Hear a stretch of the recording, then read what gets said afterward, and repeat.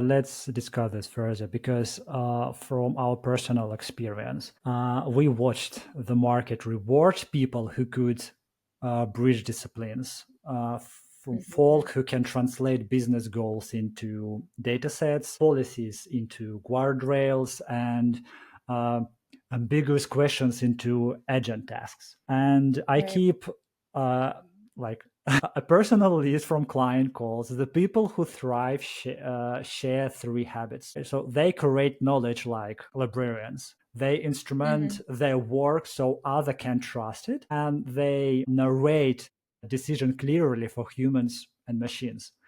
But if you were mentoring me or someone, okay, so not me, someone from your clients for the next 6 months, what would you put in their personal curriculum?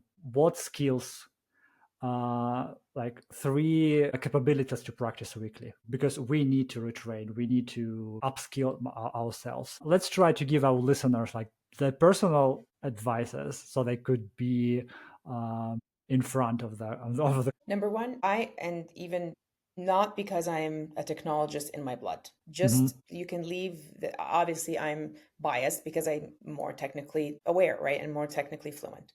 But if we were to put this aside, what I tell, even some good friends of mine who are lawyers and physicians who have nothing to do with technology, they're technology users, but that's not their job, right? That's not their career path. The very first thing is at rewiring your brain to think before you start any task, what's the most efficient way for me to do this? Mhm. We get up and we do. We don't think. The first Mhm. rewiring that has to happen is you need to lean in and think about what you're about to do. Because what we're saying here in the year 2025, work is changing. The Mhm. way we are going to work is changing. Even forget even work. The way you're going to search for something, you just speak it into ChatGPT. Like the way we are engaging with technology has changed Yeah. because there's a new thing to engage with. So you can't start from the same starting point, right? You can't start from the same starting point when that change has happened. And that is, we get up and we're creatures of habits as human beings, Mhm. right? We get up and we do the same thing. So the very first thing is whatever your job is, like tactically, or your responsibilities are, you got to allow yourself to think about that question. What's the most efficient way for me to do that? We see it today. We see Cursor for the software. Mhm. They're still coding, but the question is they're vibe coding, right? They're using Cursor. 60% of code is created there. I've Think about heard that. I've heard that the most popular programming language in California now is English. Yeah. So you bring me to my next point. So first of all, think about what's the most efficient way. Because if you don't do that, that is the transformation that's happening. If we see for software, that is what's happening, is that Mhm. people are using AI tools to generate the same code that 30 years ago, we were all coders. Like we coded. I've done every role in the technology lifecycle, in the software development lifecycle. I've been an analyst, a test analyst. I've been a test script writer. I've coded all of it pretty much. Mhm. And therefore, I'm very aware that by definition, we're coming from a very inefficient way of existing. But at the time, it was very great because it met the moment of that technology. This technology moment is about efficiency and velocity. Mhm. Work has to have velocity. The way that you work needs to have velocity. Therefore, smart human beings should answer the question, what's the most efficient way that I can do this task that I've always done? Do you Okay. have velocity in the way that you work? Secondly, prompt engineering is the new English, Mhm. right? It really is. It's the bridge, it's kind of the blending of the both. Our children, I have 3 children, and I just imagine them. We had to learn the user interface, the GUI. Yeah, yeah, yeah. They are good. What's going to be natural to them? I mean, there will be, like, what's GUI, mom? What's going to be for them Mhm. is prompt engineering, right?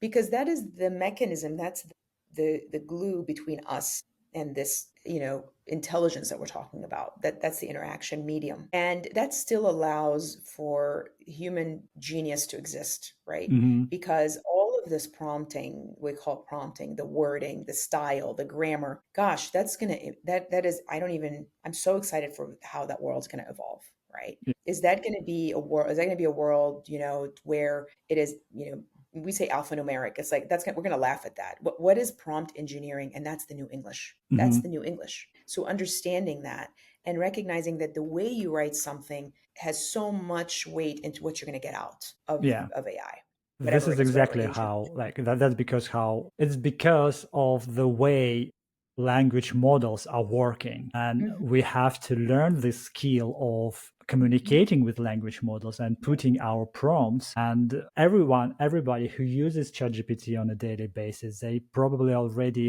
found themselves in a weird position where they have to think and then think again on how to ask ChatGPT a question in See? order for them to give you a proper result. Yeah. And Right. So see what's it's a happening? new skill. See what's happening? That's why I said to you, it's a rebirth. We're Yeah. writing again. We're thinking again. Yeah, this is funny, and I find The I find basics of that. of humanity, right? And what did I tell you? I tell people think is the way I'm about to do my job has the most velocity and the most efficient. And we're writing again. We're writing Mhm. and we're thinking about what we're writing and how we're writing because it is the doorway towards this new world. And Yeah, and that it's is just interesting incredibly because exciting. instead of clicking icons button in the interface, we now we now You know what I'm saying? communicating. Yeah, cool. Exactly. The GUI is like I literally had to tell my daughter the other day because she's 11 and she started this summer putting her through coding school. So she's learned Python, CSS, and HTML. And she's a sailor, so she built a sailing website for herself. Cool. And she spent all summer sailing. And she's 11. And I just I'm seeing this unfold in front of me. And I'm like, wow, your future is so great. Like you guys, I'm so excited for our young people and for Hmm. our children because look what they're gonna have to think and they're gonna write differently. And now we are writing with the machine for that. We're using this is a human trait to think and write well, right? So it's exciting. Yeah, Yeah. and then we have a whole another level with agentic AI. But I have like a personal fear, right? It's like letting your mom into your room without making it tidy. So, and I need to organize. So she wants to find something. She wants to help me, but she enters there and there's a mess. There is no way she can dig through all the piles of my stuff. So my question is, how do I, what a personal portfolio prove that I am agentic ready? If I'm launch agent on my machine, what can I do to make it work most efficient? I don't know, like design documents, data playbooks, evaluation notebooks, or kind of checklist. Do I need anything? And if so, what would it be? Good question. I don't know that the things that you will need will be the same things through time. I think they will always be changing. Your toolbox is going to change all the time. I think that when we look into the future a little bit, I don't know how many years that is. It really could be months at this point because things are Hmm. happening so quickly in Yeah, yeah. innovation. There's a company that I learned of in the spring called Delphi, Delphi, Delphi. Hmm. And they're basically applying AI to create the artificial brain. So, of your loved one, for example, of your grandmother. And Hmm. the idea is each one of us should have an artificial brain. Yeah. So maybe that's the most intriguing answer to your question is on a 1.0 level, agents are creating everything. They're creating picture like AI now is creating, pictures, GIFs, PowerPoint presentations for you. It's Hmm. writing anything that you want. It's creating code, right?